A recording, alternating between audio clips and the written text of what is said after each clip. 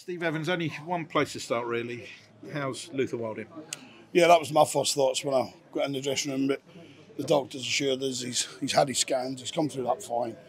We've just seen a couple of pictures, a couple of selfies, I think he called it, or maybe someone's taken it. So yeah, Luther's fine. Obviously, if you get smashed with Pierre Gianni in the side of the face, you're probably going to be leaving the pitch, and that's what happened. So that makes guidance from the skipper. But yeah, Luther's fine. That was the biggest concern. All the way through the second half, I was asking our medical staff for updates, but the updates are positive.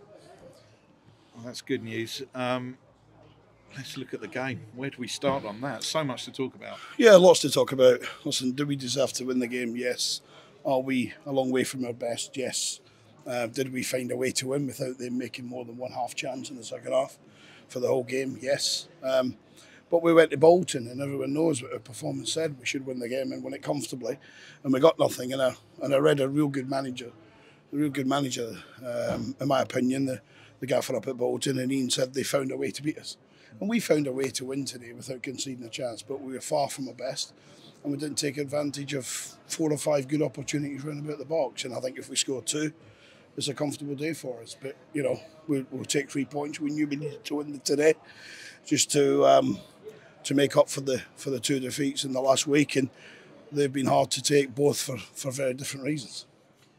So often you went a goal ahead, and then it kind of changed the flow of the game again. Yeah, we said I think there was a little bit of nervousness at the performance more today than others, because we knew that against Bolton we should win. We knew that we're 1-0 up here against Oxford and missed a couple of half chances to make it 2. So when you go 1 up, there's always a little bit of nervousness. But as much as Wigan had a star to put it up to the big fella and come off him at it, I can't recall a chance. I can recall one later on when the boy gets it inside the box and misplaces it, but it's probably difficult to score from there.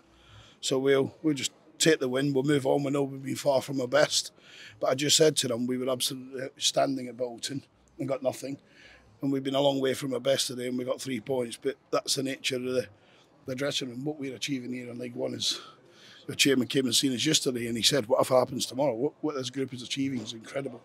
And that's been 18 months of continued rise like that. So we'll continue to be focused. We'll come back in, and obviously we've got a game in Papa John's on Tuesday, but that'll have to be honest with the supporters. Money's tight. That'll no way be anywhere near the team that'll play today or play at Blackpool. So, but we have to respect the competition, and we'll certainly feel the team capable of winning for sure.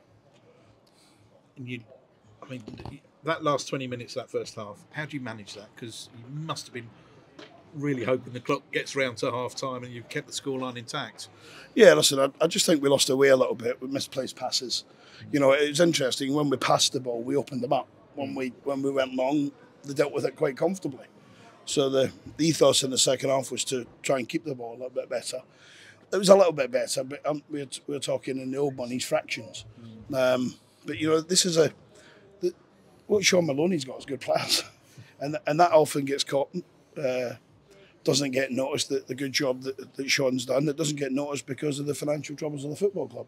Sean can't affect that, but what he's done is to me, before the game and in other games when I've seen him and I've watched Wigan in the real week with the last with real interest, and he's kept a composure and a calmness, but he's got good players, so he'll be disappointed they're not getting results that they feel they should be getting. That second half, well, I don't think I've seen quite so many cards that have been branded, but either way we were struggling to keep record of it. Also the red card to Alex McDonald. What was your take on that? Yeah, Alex deserves a red card. Let's not mince words. I think the challenge that leads to Alex diving in is a red card too, but the fourth division, the referee never seen it that way. The one thing that when you've had the referee that we experienced on Tuesday at Bolton, my grandson, little Joseph, could have turned up and he'd have done a better job. But from our point of view, I'll tell you one thing about the EFL and the PGLMO. They're ultra professional. They come and see us on Thursday. They brought the match referee. So he took a bit from Bolton. He took a bit of banter as he came in the building from the players. But we went through all the clips, all the videos, like they're doing. They're going around all the clubs now. Kevin Friend left it, ultimately headed up by Hurd and Mike Jones at the head of the EFL. So real integrity. And I'll tell you what, when I drove home on Thursday, I didn't know anything about what would happen today, but I felt a lot better about someone wants to sit there and accept that some of the decisions were howling. So I really believed when I drove home on Thursday that none of that was intentional, and he is a good referee. Main thing was back on the horse in terms of points back on the board. Yeah, my final words to the players was I read the comments from the Bolton manager to my players. I said, this is 3 or 4 of the comments the Bolton manager used after our game. But the headline in it all was, we found a way to win. So today we found a way to win a game when we needed to on the back of 2 defeats. And one of the first chairmen I ever worked for, a man called Patrick Malkinson, once said to me, good teams can lose 2 games. Good teams very seldom lose 3 in a row, two games in a row. So they very seldom lose 3 in a row. And that was very much at the forefront of our mind when we addressed the players on Thursday when we had our team meeting. But I'll tell you who also deserves special praise, both sets of supporters today. It was played like a cup tie. Their supporters turned up, were tremendous. The Wigan guys were in full voice, weren't they? I don't think I've heard the Wigan supporters as loud. And that shows that they're hurting at what's happening to their football club, but they also showed they're going to back their team. And I think that's always important when a club gets out of control. They're not out of control now with the new owners they've got. I'm told that's meticulous undershowing. So, but back in the summer, those Wigan fans would have been hurting. So for a club that's been at the highest level and won FA Cups and all sorts, and certainly in recent times, you could cry for them. But that's what happens to some clubs in football. Unlike 25 years of chairman Phil Wallace, I'm not going to blow many roses, but he knows that I'm straight, and I say to him, he must take great credit in the way he runs his football club. Meticulous. There's increasing speculation, and Stevenage fans a little bit nervous, Steve, linking you with Sheffield Wednesday. Have you got anything to say to them? No, not really. I don't. You know, if I think I said it before when Hibernian made contact with my agent in the club, I made it quite clear that I was here and I wasn't going anywhere. I'm not aware of Sheffield Wednesday doing anything. We've got a tough enough job to keep focused here on what we're trying to do without me worrying what's happening in South Yorkshire.